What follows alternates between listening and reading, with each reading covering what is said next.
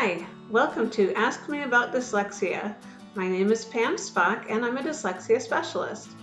One of the things that I do as a dyslexia specialist is help my students to get accommodations. So today I want to talk about accommodations that are common for students who have dyslexia. For students who have dyslexia, accommodations are super helpful. Here's some reasons. Accommodations help students to demonstrate what they know. They allow the students to have a step stool so they can learn with the others. They reduce anxiety at school, and they also reduce stress in the home. So now I'm going to go over all of the possible accommodations. These are all accommodations that my students have at one point or another. The accommodations vary depending on the student's age, the severity of their dyslexia, the class that they are taking, and whatever coexisting conditions they may have along with their dyslexia. So different accommodations can be needed for different students at different times. But all of these are accommodations that I have used in the classroom and that I have seen my students use in their classes. First one is that they are not required to read orally in front of the class. Because this is a weakness for them, it is embarrassing for them to have to read in front of the class. If they want to, that is fine to go ahead and let them, but not to require it. If you want to hear how they're doing with reading, just have them come up to your desk and read to you privately. Also, they should not be required to spell orally in class. Spelling bees or practicing spelling in front of the class, even writing on the board, all of those would expose their weakness in spelling. If they want to, once again, if they want to, go ahead, but not to require them to. Students should be allowed to use audiobooks. You may be able to get textbooks on audio. They can also listen to audiobooks for book report books. Another option is for a parent or a sibling or another adult to read to them, or maybe even they take turns, that the student reads a page, the parent reads a page, or maybe even make it shorter. The student reads a paragraph, the parent reads a couple of pages. They're still getting the story, but they're able to listen to it and not be so focused on trying to decode it that they're not really getting the story. Writing is going to be hard for students, like a report, and so the teacher should be able to accept typed reports. Another accommodation is for a parent or teacher to act as a scribe, to actually write down or type what the child says.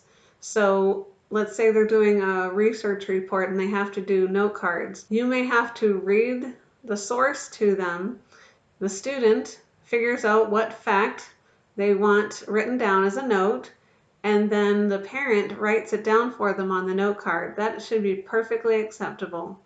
And then when it comes to time to write the report, the student dictates what they want it to say, and the parent can type it. Another accommodation is additional time for taking tests or quizzes. Something that relates to testing is oral testing. There's a couple of options for this.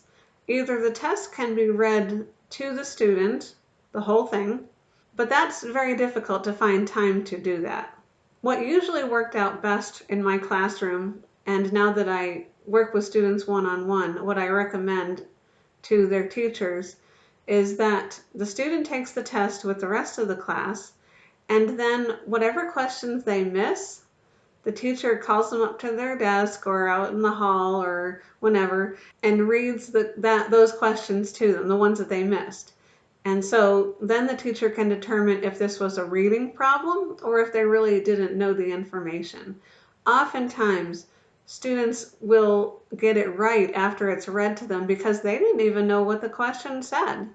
Another accommodation is to not count off for spelling, just to grade on content. Also not to count off for handwriting, because students who have dysgraphia, which is very common with dyslexia, are going to have a very hard time writing. This is where typing would come in really handy.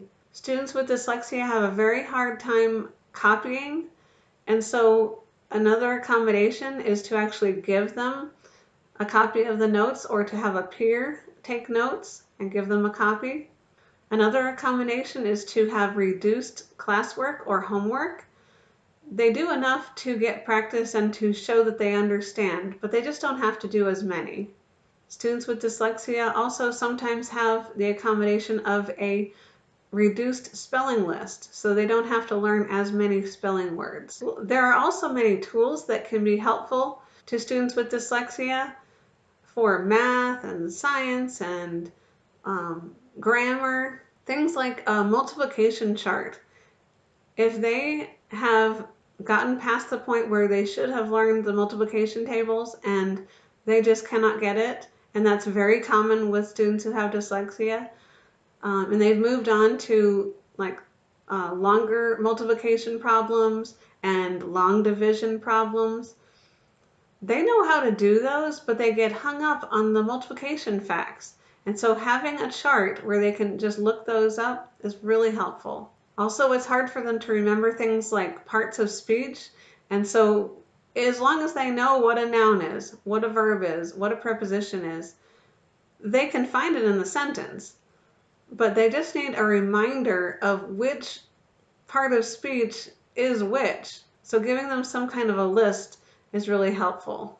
Also, steps to solve a problem would be helpful. If a student has a hard time keeping their number columns in line for addition, subtraction, multiplication, division, graph paper might be helpful, or they can take just regular notebook paper and turn it like this and write their numbers across like this, and these become their columns, and that helps them to stay organized.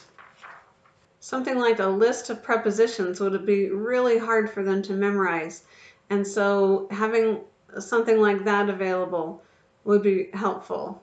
The final accommodation that I'm going to mention is to break larger assignments into chunks. Most teachers do this anyways, but as the student gets older, they're going to be more on their own to complete large assignments. And so a student with dyslexia might find it helpful for the teacher to break that larger assignment down into smaller chunks and then to check it at regular intervals to make sure that they're on the right track. So today I've talked about accommodations that are helpful for students who have dyslexia. These are not the only things, but these are the most common ones and ones that I've seen put into practice, and my students have found them to be helpful. So accommodations are super important. They allow students who have dyslexia to learn with the others and to demonstrate what they know. They also reduce stress and anxiety at school and at home. So I hope that these have been helpful to you. In my next video, I'm going to be answering the question of, are accommodations fair? And are accommodations a crutch? Don't forget to like, subscribe, and share this video with someone who you might think it would be helpful to. Also, if you would like to have a list of these accommodations that I talked about today, it's on my blog, and I'll post a link below. Don't forget to leave a comment with any questions that you have. Thanks for watching. Have a great day.